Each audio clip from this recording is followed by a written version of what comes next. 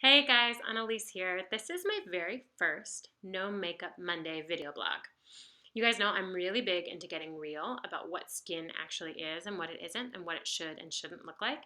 And I thought it'd be fun to kind of take some time each week to talk about what skin actually is while wearing no makeup. One caveat, I am wearing mascara because I'm not crazy.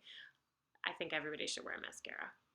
Anyway, in honor of my last video blog, I thought it would be fun to talk about popping pimples because I have this big one. We can call him Marty.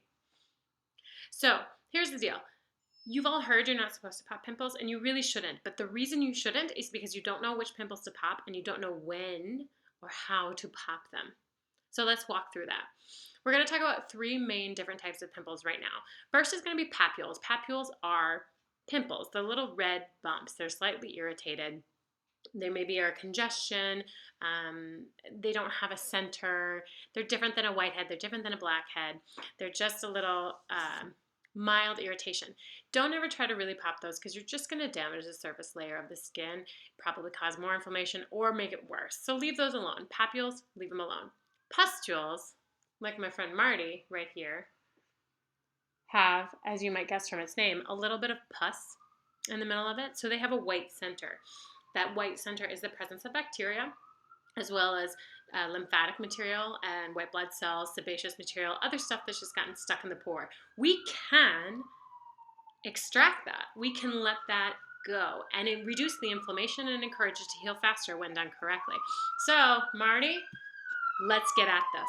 Pustules, yes. Papules, no. And I have a big, don't even bother, don't even try when it comes to cysts. I don't want you ever touching a cyst, and here's why. Cysts are living in the dermal layer below the epidermis, so you can't actually really get to them anyway. So stop trying. Now, the other thing is that the cyst is already a ruptured or inflamed follicle. So all of the kind of tugging and pouncing at it can possibly make it worse to the point that it's going to be very difficult to heal, that it become chronic. You could rupture the follicle wall so badly that it will always continue to spew out into the dermal layer. It's just gross. So cysts, big no. Let's repeat. Papules, don't bother. Not even worth it. Pustules, let's go to town. And cysts, no way. No way, no way. If it's really bothering you, please call a dermatologist, get a steroid shot, or talk to me. We can figure out how to get them out of your life for as much time as possible. Okay, so you've got a pustule like Marty here. And here's the deal. The day that you see Marty, the day that you see this pustule, I want you to wait at least 24, if not 48 hours before you go to town on trying to extract it. Because the odds are you are jumping the gun. The body is so intuitive. Our skin as an organ is so intuitive. It knows how to process out bacteria. We don't need to force it. And again, the worst case scenario is we go a little bit too quickly, too hard, too fast, and we push that bacteria, we rupture the follicle wall, it goes each and everywhere from Sunday, and it makes a big old disaster. I don't want to do that for you. So the first day that you feel like you really want to do it, figure out a way to let it go. Here are some really good ideas. Put on a little mask and sleep with it. Put this little dab of a clay mask right there. You could maybe even put a Band-Aid on it. I don't love this idea, but if it's going to stop you from doing home surgery, I say do it. So give yourself an extra day or two before we go to town. This guy came up about 3 days ago. Yesterday, I kind of wanted to play with it, so today I think it's probably going to be the time. So this is really apropos for this video. When it comes to extracting, we have already discussed what can be extracted and when to extract it. And now here comes the how. This is the other reason why they say don't try to pop a pimple, because you're doing it wrong. Now, this is going to be my greatest role of all time. Pretend I am a pimple. Here's the problem. You all try to pop the pimple like this. And that doesn't work. We want to pop the pimple like this. As if we are going down along the pore.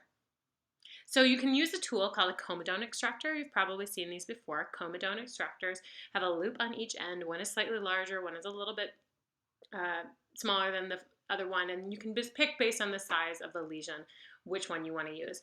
Comedone extractor is nice because it basically just does this. and goes around in a circle. You push down and then it comes up. However, you can just use your fingers, but I want you to never go, always go down. The other thing to remember is that I would always rather prefer 2 to 3 gentle tries to 1 extreme hardcore try. Okay, so whether you're using a comedone extractor or you're using your fingers, I always want you to go gentle and easy. And if it doesn't happen in 2 to 3 times, you got to give up the ghost and try again tomorrow. I'm sorry. You're going to make it worse. I guarantee it. So the best way to prep for extracting is just to cleanse the skin. I'm going to use a nice warm wash. You can do it in the shower. You can steam. It doesn't need to be hot, however. There is no benefit for being hot. You want to do a light exfoliation. You can either just use a mild scrub, nothing with like a sand or a grit, just a mild scrub. A washcloth, you can just take your towel and kind of buff it so that there's nothing on there. And then I would like you, if you're using a tool or your hands, just make sure they're clean. Sanitize, use a little bit of alcohol, use a little bit of antibacterial wash so that everything we're using is clean. Now, if you're going to use your comedone extractor, you just place around, you push down, dink, lightly. If it doesn't work that way, you could change the angle, dink, do it another way. Or if you're using your fingers, same thing. Again, here's my face, the pimple. You could go down. You might even wiggle a little. You could try another way. Or lightly again the same way. If nothing happens, give up the ghost. However, probably if you've waited enough time and the body is really ready to extract this, a little bit of that pustule will start coming out. You will know you've gotten everything when we see a little bit of lymphatic material, clear lymph material, or blood. So if you see either of those 2 things, please stop, at which point clean the area and apply a benzoyl peroxide or a salicylic acid.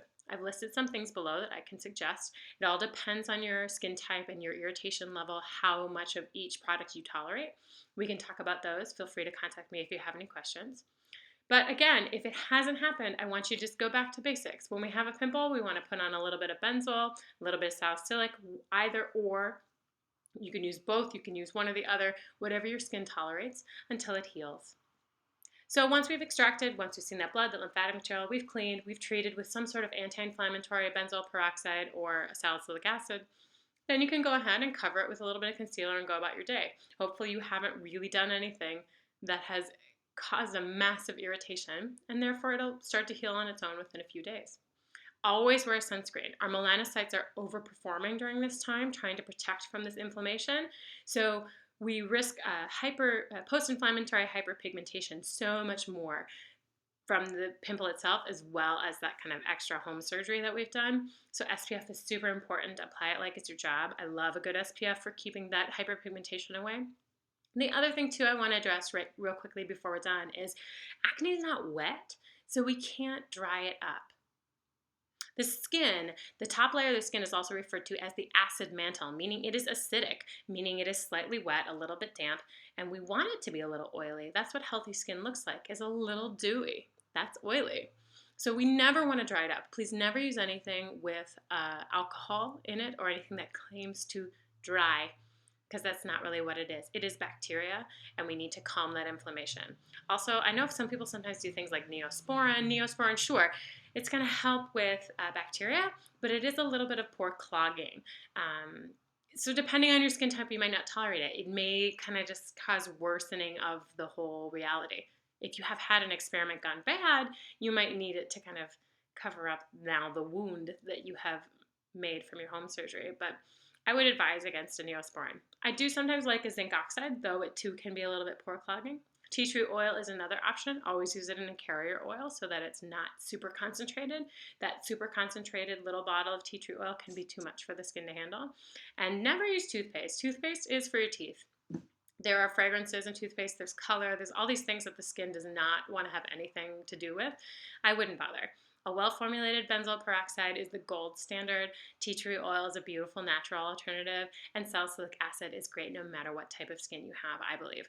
So if you have any questions, if you want to make a personal recommendation, contact me. I hope you learned a little bit about how to deal with pimple. I'm going to go take care of Marty, and if you see me later today, I'm going to be rocking the post-Marty home surgery look, and I I wish you the best. If you have any questions about when and how to deal with pimples, if this doesn't make any sense, contact me directly. I look forward to talking to you and seeing you guys next No Makeup Monday.